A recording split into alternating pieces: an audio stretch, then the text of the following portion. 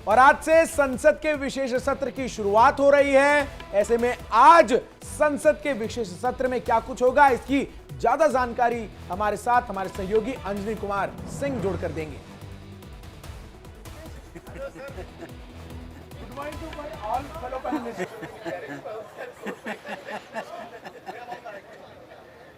बिल्कुल चंदन, देखिए आज मैं यहाँ पर आज विशेष सत्र का आह्वान किया गया है और यहाँ पर देखिए पुरानी जो संसद है, आज यहाँ पर 75 साल का जो संसदीय सफर है उस पर चर्चा की जाएगी। इसमें सत्ता पक्ष और विपक्ष के लोग अपनी यादों को साझा करेंगे, क्योंकि ये वही संसद है जहाँ पर हमने पहली बैठक की थी, वही बैठक है जहाँ अभी हमने मानसून सत्र को संपन्न किया और अब जो है कल से हम नई संसद भवन में शिफ्ट होने जा रहे हैं। लेकिन आज का दिन काफ़ी खास है, ये 5 दिवसीय सत्र है। इसके क्या एजेंडे हैं, इसके क्या मायने हैं, लगातार इसको हम समझने की कोशिश कर रहे हैं। हमारे साथ 2 खास मेहमान प्रेम कुमार जी और सूर्य प्रकाश मैथिल जी हैं।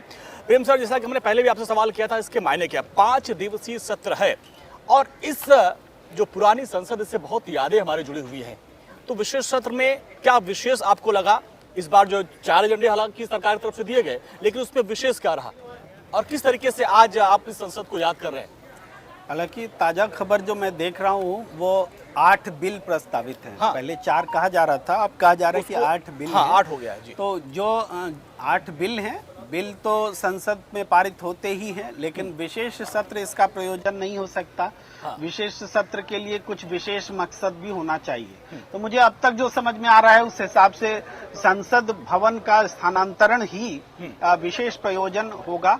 और चूंकि 75 साल आजादी के हो चुके हैं, अमृत काल वर्ष है, तो इस 75 साल की उपलब्धियों का और संसद की जो रवानगी है, उसका जो इतिहास है, उस बारे में उसका जो गौरव है, हाँ, उसको हम गौरव के रूप में अपने संसद के अतीत को लेते हैं। संसद में हमने, इसी संसद में हमने पाक अधिकृत कश्मीर को हिंदुस्तान में जोड़ने का प्रस्ताव भी पारित कर रखा है। इसी संसद से हमने एक से बढ़कर एक कानून बनाए हैं और आने वाले समय में भी। तो ये संसद जो है उसी प्रक्रिया को नए भवन में शिफ्ट किया जाएगा। इसके अलावा परिसीमन होना है, संसद की स्ट्रेंथ बढ़नी है। तो ये इन सब चीज़ों को लेकर के हमें लगता है कि कुछ नया सरकार जरूर लेकर आने वाली है। लेकिन हाँ, इंडिया, भारत, ये सब तरह की चीज़ें अगर लेकर आएंगी तो वो निश्चित रूप से विशेष प्रयोजन को बहुत महात्म्य नहीं सूर्य प्रकाश जी, देखिए आज पूरे देश की निगाहें हैं, क्योंकि अभी कुछ दिन पहले 30 दिन बीता जो हमारा सत्र खत्म हुआ था और इस 30 दिन के भीतर एक बार फिर से विशेष सत्र बुलाया गया है। तो इसका क्या विशेष मकसद है?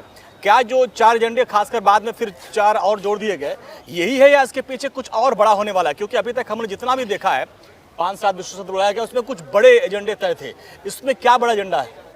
धन्यवाद अंजनी जी। जी, देखिए, सबसे बड़े एजेंडे के रूप में तो मैं ये कहूँगा कि देश को अपनी खुद की स्वदेशी संसद मिलने जा रही है, जिसमें भारत की गौरवमयी जो संस्कृति है उसका एक आपको मैं कहूँ प्रतिध्वनि दिखेगी, प्रतिलिपि आपको दिखाई देगी। दूसरी चीज मैं कहना चाहता हूँ कि संसद का जो विशेष सत्र आया है उसका सदुपयोग होना चाहिए। एजेंडा कुछ भी हो, एजेंडा देश की सेवा ही होगा। यदि कोई बिल आ रहे हैं तो मेरा निवेदन है कि विपक्ष उसमें चर्चा करे, अपना पूरा सहयोग करे। और महत्वपूर्ण बात जो है, अभी इन्होंने कहा इंडिया और भारत, तो मैं कहना चाहता हूं हमारे प्रेम जी से कि भारत था, है और रहेगा। इंडिया अंग्रेजों द्वारा दिया गया एक नाम था, तो आपको उस पर जोर नहीं देना चाहिए। और जो घमंडिया गठबंधन है उनको कैसे पचेगा कि आज भारत जो है G20 के अंदर इतना अच्छा प्रदर्शन कर चुका है। हमें तो चर्चा करनी चाहिए इस सम्मेलन के बाद। विपक्ष को भूरी भूरी प्रशंसा करनी चाहिए थी नरेंद्र मोदी सरकार की कूटनीति की, कि उन्होंने किस प्रकार से चीन की जो 1 रोड 1 बेल्ट प्रोजेक्ट है उसकी काट निकाली। इंडिया, मिडिल ईस्ट, यूरोप जो एक महामार्ग बनाने की बात है। आप विपक्ष को विश्वास में लेके क्यों नहीं चलते हैं? अचानक से कोई भी चीज का ऐलान कर देते हैं। अच्छा अंजलि जी, कौन सा ऐसा कार्य है जो विपक्ष के संग विश्वास में लेके नहीं किया गया? ये विशेष सत्र बुलाया गया, विशेष सत्र बुलाया गया, विपक्ष नेता करे हमसे राय ली ही नहीं गई। तो सरकार का निर्णय है, सरकार कार्य कर रही है, आपको संसद में आना है, विपक्ष का जो कर्तव्य है वो निर्वाहित करना चाहिए। लेकिन बहुत ही मैं ये कहूं कि दुख से मेरे को कहना पड़ता है कि पिछले 9.5 साल के कार्यकाल में विपक्ष ने बहुत ही जिम्मेदाराना रवैया अपनाया है। कोई भी बिल हो उस पर हील हुआ करना है, उसमें सिर्फ उधम मचाना है, उसमें केवल बायकॉट करना है। लेकिन एक जगह सब इकट्ठे थे, आप देखिए कौन सा बिल था वो पिछली जो सत्र में आया था, अविश्वास प्रस्ताव, और जो कि नरेंद्र मोदी सरकार भारी बहुमत से जीती। तो मैं इतना कहना चाहता हूं, देश का विकास तभी होगा। संसद सत्ता पक्ष और विपक्ष दोनों से मिलकर चलता है। अगर एक विशेष सत्र का आह्वान किया गया तो इसमें सियासत क्यों हो रही है? हमने देखा कल ध्वजारोहण कार्यक्रम था, उसमें खड़गे साहब नहीं पहुंचे, नाराजगी जता रहे थे, और आज भी जो है कहा जा रहा है कि भाई इसमें ये होना चाहिए, उसमें वो होना चाहिए। तो आखिर सत्ता पक्ष और विपक्ष इस ऐतिहासिक क्षण पे एक क्यों नहीं हो सकता?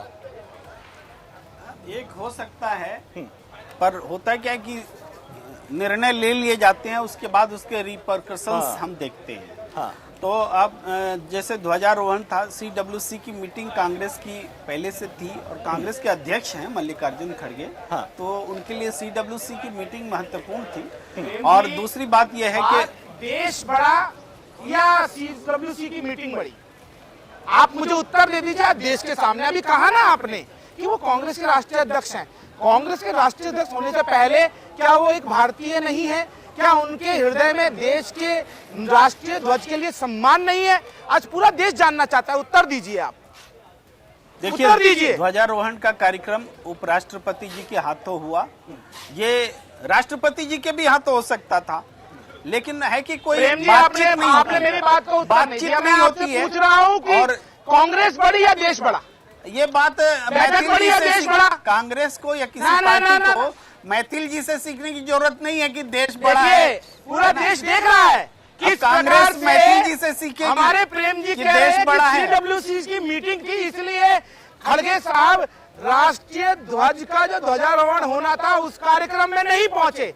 ये तो इनकी मानसिकता है। और ये फिर किस आधार पर संविधान की बात नहीं करते हैं? थे मल्लिकार्जुन मैं समझता हूँ, क्या बात मैं समझता हूँ, आप गए आपकी कंडीशन समझता हूँ। आप गए जो पार्टी वंदे मातरम का विरोध करे, जो पार्टी राष्ट्रीय गान का विरोध करे, जो पार्टी इस देश के राष्ट्रगीत का विरोध करे, भैया उसका क्या कहा जाएगा? पूरा देश देख रहा है। आपने खुद स्वीकार किया नेशनल चैनल पे कि भैया राष्ट्रीय ध्वज की जो ध्वजारोहण होना था इसमें इसलिए नहीं पहुंचे खड़गे साहब क्योंकि CWC क्यों बुलाया, इसका जवाब दीजिए। आप तिरंगा, आप तू इधर उधर की बात मत करिए, बताइए तिरंगा के बारे में बोल रहे हैं। संविधान को बदलना चाहती है भारतीय जनता पार्टी और RSS। तिरंगा झंडा को कभी नहीं माना जनसंघ ने, RSS ने। उत्तर आप लोग बात कर रहे हैं संविधान और तिरंगे की। ये मानसिकता है इनकी। अब ये संविधान चिल्लाते हैं, शर्म आनी चाहिए इन लोगों को। किसको बोल रहे हैं? भारतीय जनता पार्टी को बोल रहे हैं क्या?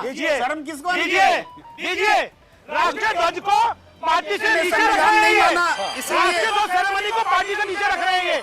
देखिए लेकिन जी अगर अधीर रंजन चौधरी रह सकते थे, वो भी तो CBC के मेंबर हैं, तो वो क्यों नहीं हैदराबाद गए? खड़गे साहब क्या आ नहीं सकते थे? इस पे सवाल तो बनता है, हर कोई सवाल ही कर रहा है। अगर इसकी पूर्व सूचना उतने समय पे दी जाती, वही सूचना तो सबको दी गई थी। नहीं, एक दिन पहले अगर डिसाइड कर लिया जाता है 15 तारीख को दी गई थी, तो वो तय कार्यक्रम नहीं बदलते। इसीलिए तो कहा कि विपक्ष से बात करके होना चाहिए, विपक्ष से बात करके होनी चाहिए थी। देश का राष्ट्रीय ध्वज इनके तय विपक्ष छोटा है। नहीं, आप कभी भी फैसला नहीं ले सकते। कार्यक्रम तो छोटा, ये इनकी देशभक्ति है, ये देशभक्ति है। ये लोग बड़े तेरे टुकड़े होंगे चार इंशाल्लाह चिल्लाने वालों को ये चुनाव लड़वाते हैं, ये अपनी पार्टी का फोरम देते हैं। ये बताइए विशेष प्रयोजन क्या है? विशेष सत्र किस लिए बुलाया गया?